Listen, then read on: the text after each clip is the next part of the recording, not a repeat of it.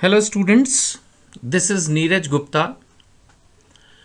In this video through a PowerPoint, we will discuss about noise pollution. ये जो शोर है इस पूरी दुनिया में, शोर मतलब अब साउंड की मैं बात नहीं कर रहा, वैसे तो एक प्लेजेंट म्यूजिक भी होता है। कोई भी आदमी कोई अच्छी बात कर रहा है तो हर चीज़ में आवाज़ तो इस दुनिया में है ही, शब्द। बट मैं इस वीडियो में प्रयास ये कर रहा हूँ कि आप बच्चों के साथ ये डिस्कस करने की कोशिश करूँ कि क्या जो हमारी दुनिया में शोर हो रहा है वो सही है। और मैंने ऐसा सुना है कि जब हम बड़े हो जाते हैं तब हम चेंज नहीं करते अपने आप को। तो इसलिए ये वीडियो क्रिएट करने के पीछे मेरा ऑब्जेक्ट है कि मैं जो अभी छोटे बच्चे हैं, सपोज़ अगर उनकी उम्र 15 साल है, 14 साल है, 20 साल है, आप बोलोगे सर हम तो बहुत बड़े हैं। बड़ों के लिए 15 साल 20 साल को तो अभी हम छोटे बच्चे ही मानेंगे। उनके साथ एक डिस्कशन किया जाए ताकि वो अपनी इस सोसाइटी में होने वाली नॉइज़ पोल्यूशन एक्टिविटीज़ के बारे में अवेयर हो कि हाँ ये गलत है। एक हल्का छोटा डिस्कशन मैं इस वीडियो में कर रहा हूँ। और अगर वो किसी को ना भी रोक पाएँ, क्योंकि देखिए सबको रोक पाना हमारे बस में नहीं, हम किसी को रिक्वेस्ट कर सकते हो, कई बार तो रिक्वेस्ट करने पर भी कोई बुरा मान सकता है। तो एटलीस्ट हम अपने समाज में ये चेंज ला सकते हैं कि हम खुद जब बड़े हों तब वो काम ना करें। तो अगर ऐसा मैं एक व्यक्ति को भी कन्विंस कर पाया नॉइज़ पोल्यूशन के बारे में इस वीडियो के थ्रू, तो ये वीडियो बनाने का मेरा ऑब्जेक्ट मैं मानूंगा कि सक्सेस हो गया। सबसे पहला, नॉइज़ पोल्यूशन का मतलब क्या है? नॉइज़ पोल्यूशन का मतलब है वो शोर जो हमारी कानों को पसंद नहीं आ रहा, यानी कि हम उसको सुनने के बाद मधुर नहीं महसूस कर रहे, हम टेंस महसूस कर रहे हैं, हमें अच्छा नहीं लग रहा। It is not pleasant to our ears, है ना। We are not feeling good. That's basically a noise pollution. अब जैसे मैं सबसे पहले क्रैकर्स की बात करता हूँ।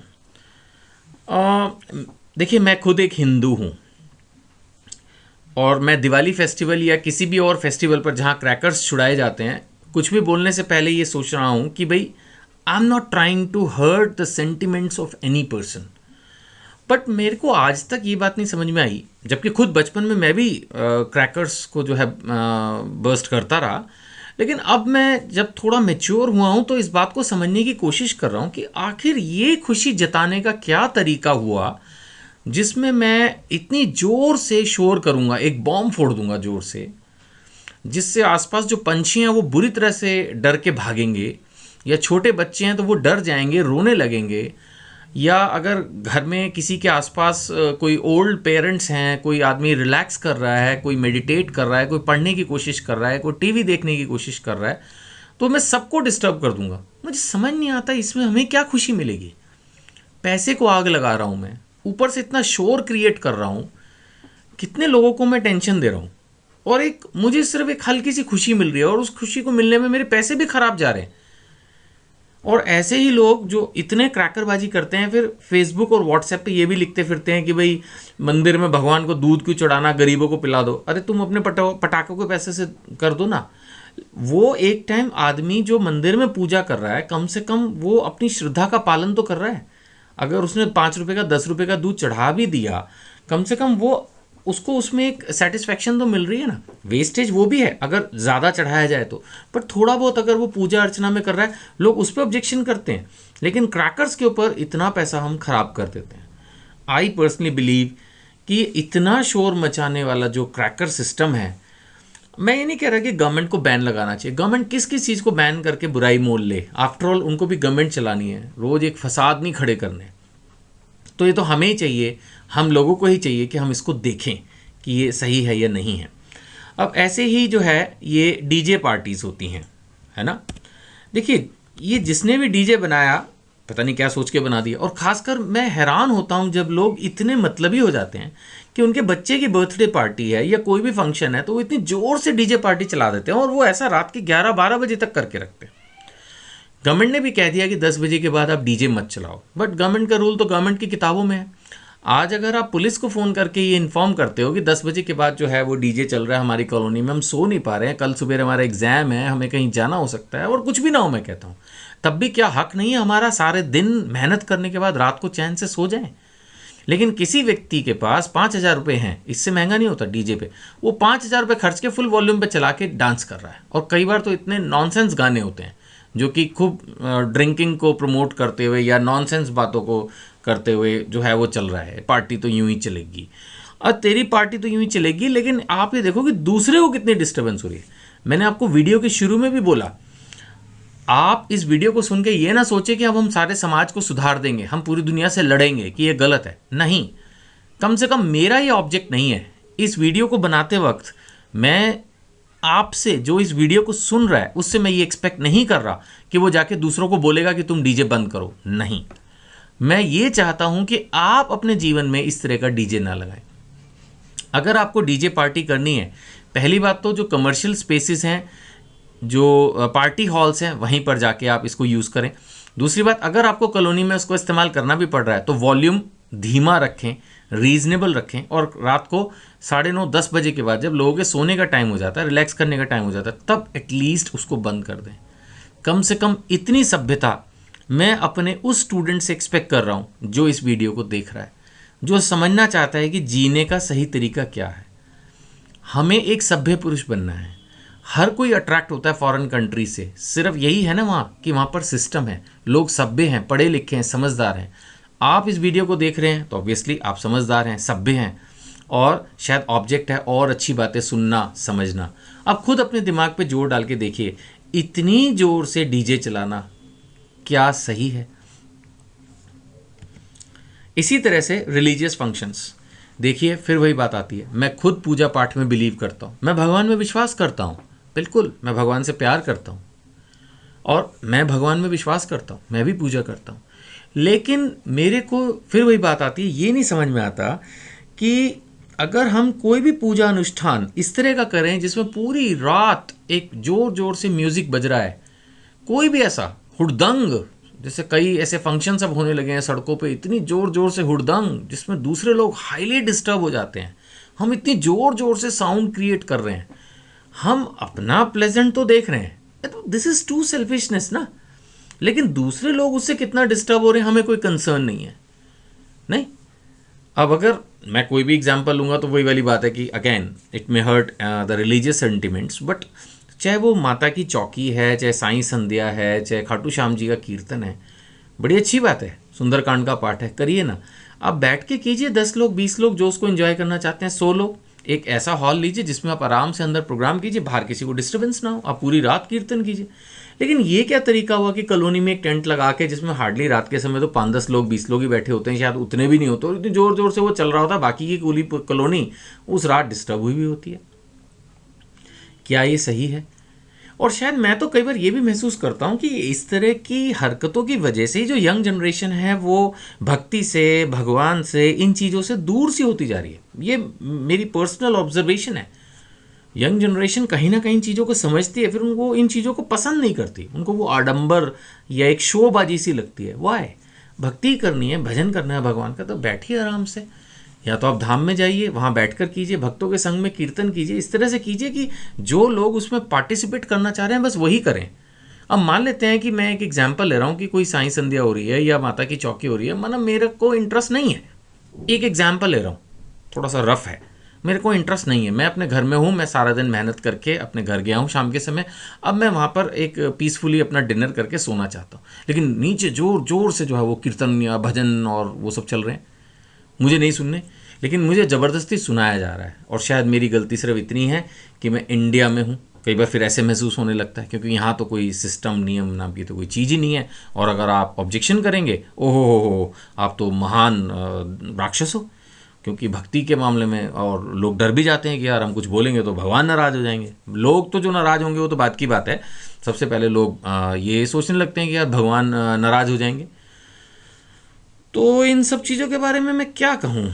ऑल आई कैन से कि it is very strange, all I can say it is very strange. मुझे तो समझ नहीं आता ये क्या है भैया, है ना। और हॉर्न, अब लोग बड़ी इंटरेस्टिंग शौक रखते हैं, मैंने देखा है। कई लोग तो ऐसे भी हैं जो बाइक में भी कार का बड़ा सा हॉर्न लगाकर बड़ा अपने आप को खुश महसूस करते हैं। नहीं, यंग एज के बच्चे समटाइम मैं देखता हूँ कि वो कुछ गाड़ी है शायद एनफील्ड बुलेट है या कुछ है, उसमें वो पटाखा बजाते हुए जाते हैं। समटाइम मुझे उसको देख के या सुन के स्माइल भी आती है, but that again depends on the age. एक यंग एज का बच्चा इस तरह का अगर सड़क पे करता हुआ जा रहा हो तो समटाइम अच्छा भी लगता है, लेकिन कोई मेच्योर आदमी भी इस तरह की हरकतें कर रहा हो, शोर मचा रहा हो, है ना, या हॉर्न, मतलब लोग परवाह नहीं करते हॉस्पिटल्स के बाहर, स्कूल्स के बाहर और कॉलोनी में, या कई बार तो ट्रैफिक जैम में।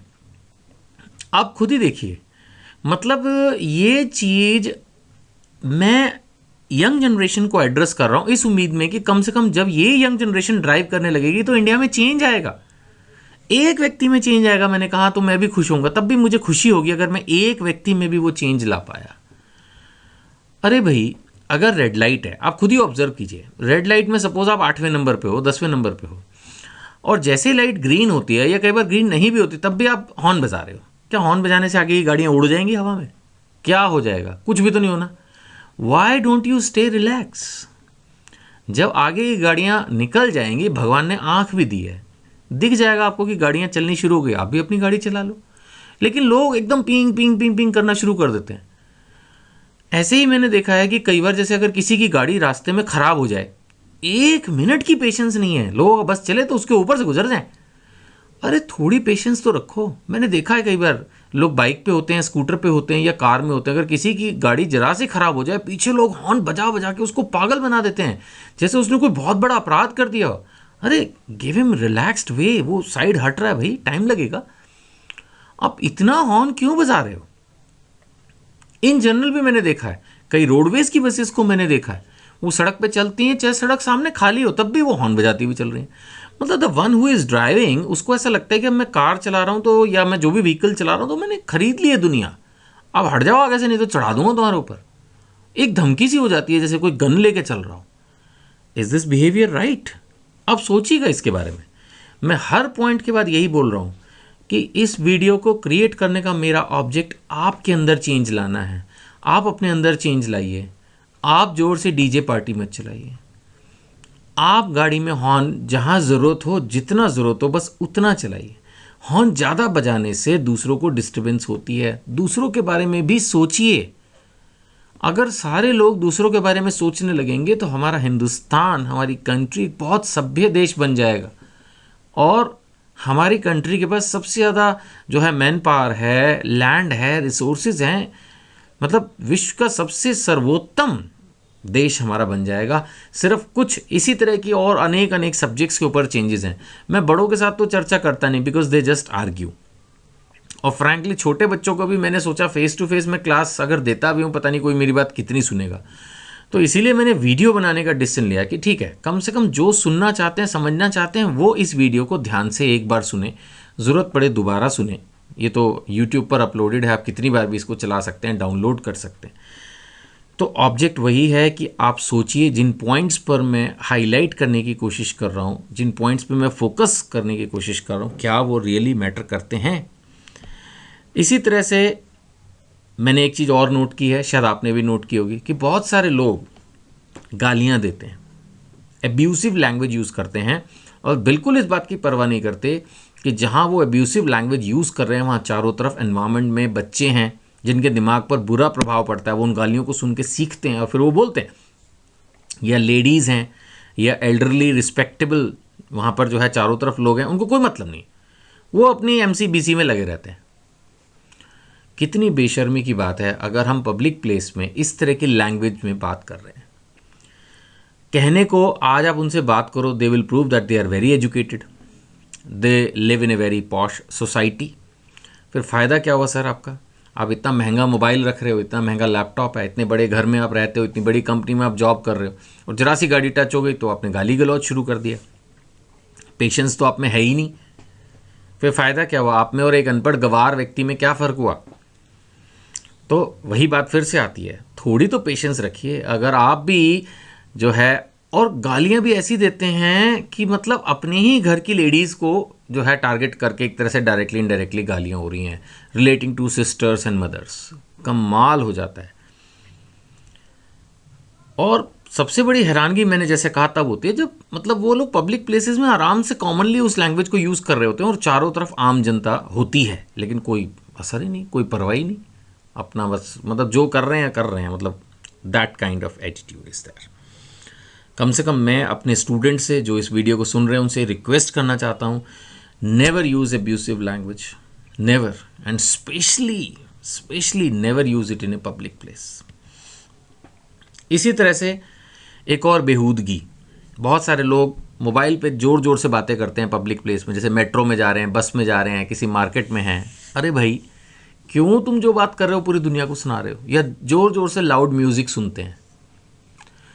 बस कहने का मतलब यही है कि एक ना, जिनके शरीर में थोड़ी सी ताकत होती है ना, टेम्परेरी ताकत है, 5 साल 10 साल 20 साल की जवानी होती है, वो ये समझते हैं कि देख लेंगे कौन क्या बोलेगा। ये एटीट्यूड बहुत ख़राब है। जो एक सभ्य पुरुष होता है ना, वो अपनी ताकत का इस्तेमाल दूसरों को प्रोटेक्ट करने में करता है, ना कि दूसरों को हर्ट करके वो अपनी पावर प्रूव करता है। याद रखिएगा, किसी को अटैक करने में कम पावर लगती है, किसी को डिफेंड करने में ज़्यादा पावर लगती है। तो अगर आप मजबूत हैं तो किसी को प्रोटेक्ट कीजिए, आप किसी एल्डरली पर्सन को प्रोटेक्ट कीजिए, आप किसी वुमेन को प्रोटेक्ट कीजिए। ये है असली मर्दानगी, ना कि आप एक रॉन्ग पार्किंग कर देते हैं अपनी ताकत दिखाने के लिए, या शोर मचा रहे हैं, लाउड म्यूजिक सुन रहे हैं, ज़ोर ज़ोर से बातें कर रहे हैं, ये देख के क्या है, देख लेंगे कौन क्या बात करेगा। ये तरीका सही नहीं है। अब मैं आपको कहूँगा भगवान से डरिए, तो आप कहोगे सर एक तरफ आप मॉडर्न ख्याल पेश कर रहे हो, एक तरफ आप भगवान की बातें कर रहे हो। लेकिन ये तरीका सच में, आप believe my words, if you respect me, if you believe me, if you think कि मैं आपको सही चीज़ बताने की कोशिश कर रहा हूँ, तो ये तरीका बिल्कुल सही नहीं है। आप अपनी ताकत का गलत फ़ायदा उठा रहे हैं, जो कि मैंने देखा है कॉमनली ये यंग जनरेशन में, मेल यंग जनरेशन में खासकर, जो थोड़े से भी फिज़िकली स्ट्रांग होते हैं, वो बड़ा मिसबिहेव करते हैं मार्केट में। किसी से भी कुछ भी बकवास करते हैं, कहीं भी गाड़ी लगा के निकल लेते हैं, कितना भी शोर करते हैं। सिर्फ उनको ये पता होता है कि भाई सामने वाला हमसे लड़ नहीं पाए, और खासकर when they are in a group, this is very bad. पढ़ लिख के यही सीखा, और अगर हाँ हमने यही सीखा, तो बिलीव मी आपने कुछ नहीं सीखा, आप अभी भी अनपढ़ ही हैं, गधे के गधे ही हैं। आप अपनी ताकत का इस्तेमाल अगर लोगों को डराने में, उनसे बदतमीजी करने में कर रहे हैं, तो मैं कहूँगा कि आप अभी भी अनपढ़ ही हैं। ये आपकी बदकिस्मती है कि आपको अक्ल ही नहीं आई अभी तक। तो कभी भी अगर आप एक सभ्य स्टूडेंट हैं, अगर आप एक सभ्य मनुष्य हैं, कभी भी आप लाउड म्यूज़िक पब्लिक प्लेस में मत चलाइए। आप कभी ज़ोर से पब्लिक प्लेसेस में बातें मत कीजिए, हा ही मत कीजिए बहुत ज़ोर से, वो एब्सर्ड लगता है। सामने वाले स्पेशली फीमेल्स कॉन्शियस हो जाती हैं। ये कोई सही तरीका नहीं है जीने का। एक सभ्य मनुष्य की तरह बिहेव कीजिए, है ना। अब थोड़ा सा हल्का फुल्का मैं तेज़ी से कवर करूँगा कि नॉइज़ पोल्यूशन, ये जो शोर होता है, इससे दूसरों को और क्या क्या दिक्कतें हो सकती हैं। Loss of hearing, deafness, then it can generate the cardiac disturbances, then इसमें नींद ना आने की समस्या हो सकती है, हेडेक हो सकता है। Then it can also create stress, tension, aggressiveness. ये होता है जब बहुत शोर में हम होते हैं तो हम खुद भी एग्रेसिव हो जाते हैं, और फिर हम चिल्ला के बिहेव करने लगते हैं, या हमें गुस्सा आने लगता है। तो ये सब प्रॉब्लम्स होती हैं जो हम शायद दूसरों के लिए क्रिएट कर देते हैं। It increases the problem of blood pressure. सोच के देखिए, आपकी डीजे पार्टी में अगर किसी का ब्लड प्रेशर हाई हो जाए, उसको हार्ट अटैक हो जाए, या कोई भी प्रॉब्लम आ जाए, आपकी खुशी से दूसरों को भी तो खुशी ही मिलनी चाहिए ना, नहीं। इसी तरह से it creates mental imbalance, difficulty in thinking. Actually हम सोच ही नहीं पाते कि हमारी वजह से दूसरों को कितनी प्रॉब्लम हो सकती है। All we need is to be sensitive towards others. We should be sensitive towards others. हम कुछ भी करें, चाहे पार्किंग करें, कोई शोर क्रिएट करें, कोई नॉइज़ क्रिएट करें, कुछ भी करें, हमें सोचना चाहिए कि इसका दूसरों पर क्या प्रभाव हो रहा है। We should be sensitive towards others, because हमारे शोर मचाने से किसी बच्चे की कंसंट्रेशन पावर भी बिगड़ सकती है। और ये सब चीज़ें हैं समाज में, इसीलिए तो फिर लोग लड़ते हैं छोटी छोटी बातों पे। क्या होता है जो छोटी छोटी बातों के ऊपर लोग गन निकाल लेते हैं, क्योंकि यही सब है हमारे, हर तरह के पोल्यूशंस हैं, इंक्लूडिंग नॉइज़ पोल्यूशन। लोगों को कूल रहने नहीं देता, और उसकी वजह से फिर वो प्रॉब्लम्स आती हैं, नहीं। तो यहाँ पर मैं इस वीडियो को फिनिश कर रहा हूँ, और आपसे यही रिक्वेस्ट करूँगा कि आप प्लीज़ शांत जीवन जिएं, दूसरों को शांत रहने दें। यही मेरी आपसे रिक्वेस्ट है, ठीक है। मैं इस पावर पॉइंट को क्रिएट करने के लिए पायल को थैंक्स करूँगा, और ये वीडियो आप देख सकते हैं हमारी वेबसाइट हमारी बेटियाँ .org पर। Thank you. My self Neeraj Gupta.